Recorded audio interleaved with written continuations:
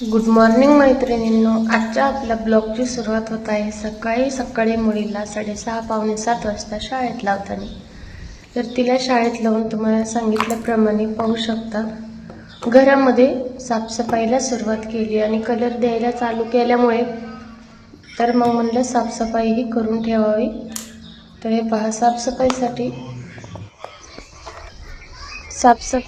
मशीनचा बॉक्स घेतला आणि बऱ्याच दिवसापासून तो साफ करायचा होता.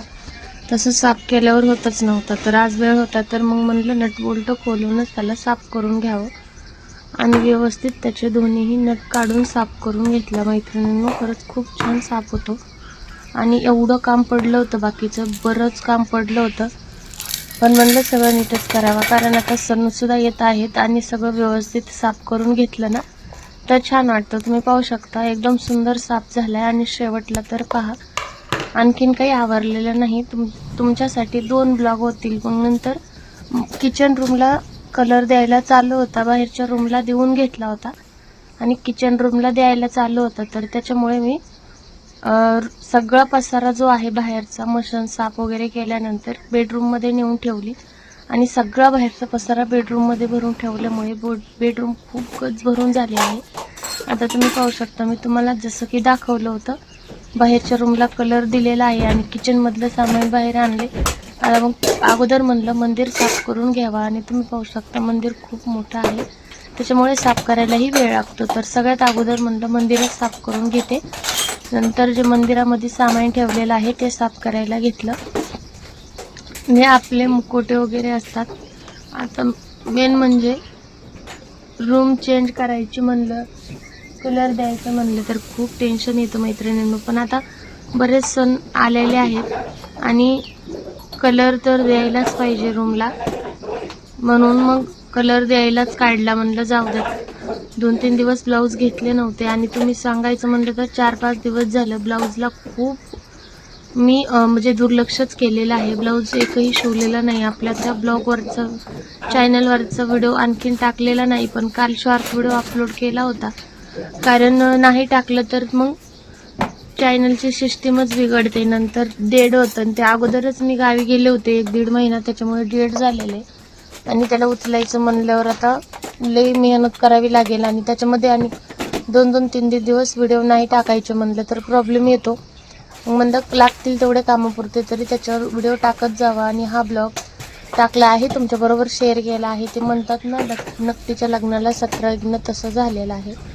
खरं तर मला आता व्हिडिओमध्ये एकही म्हणजे गॅप पडू द्यायचा नव्हता कारण 3राच ब्लॉग आहे माझा आणि पहिल्या 2 ब्लॉगला तुम्ही खूप सुंदर असं मला सपोर्ट केलेला आहे. म्हणजे प्रत्येक गोष्ट नवीन चालू करताना भीती असते, आवडेल की नाही, सपोर्ट करतील की नाही, पण तुम्ही खूप छान असा सपोर्ट केला आहे, त्याच्यामुळे व्हिडिओ बनवायला मला प्रेरणा मिळते. तर तुम्ही पाहू शकता आता मंदिर साफ करून घ्यायचं आहे आणि ह्याला साफ करून बऱ्याच वेळेस ठेवावं लागेल मैत्रिणींनो कारण लाकडाचं आहे, फर्निचरमध्ये आहे, पण लाकडाच्या वस्तूला पाणी लावायचं म्हणलं तर थोडीशी भीतीच वाटते. तसं तर मी पूर्ण कपडा जो आहे तो पिळून घेतलेला आहे, असं डायरेक्ट ओलं करून फरशीच्या मंदिरासारखं नाही पुसलं. तरीसुद्धा मी आता सगळं पुसून घेऊन उघडं करून ठेवणार आहे आणि चांगलं वाळेपर्यंत 1 ते 1.5 तास उघडं ठेवणार आहे.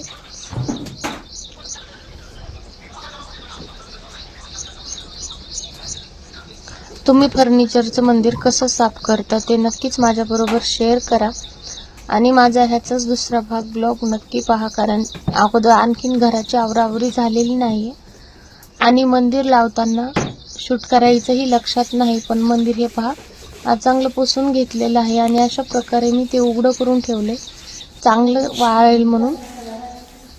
तर हे पहा, ह्याच्यामध्येच आवराआवरीत संध्याकाळ झाली आणि तुमच्याबरोबर मी शॉर्ट व्हिडिओमध्ये शेअर केलेलं आहे की मधल्या रूममध्ये खूप जास्त असा राडा होता.